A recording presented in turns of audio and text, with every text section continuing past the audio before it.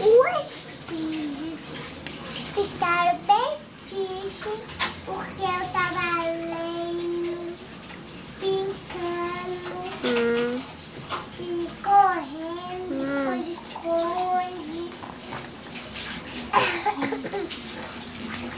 Aí pegou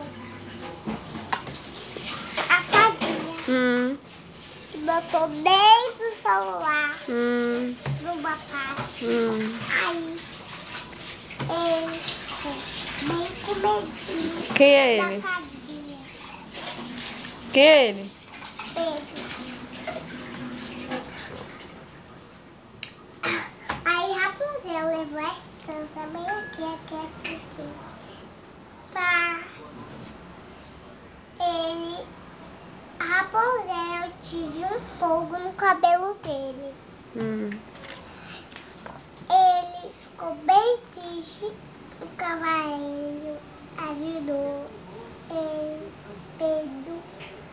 Aí ele foi correndo para chamar o dragão. E ele viu o rabo do dragão.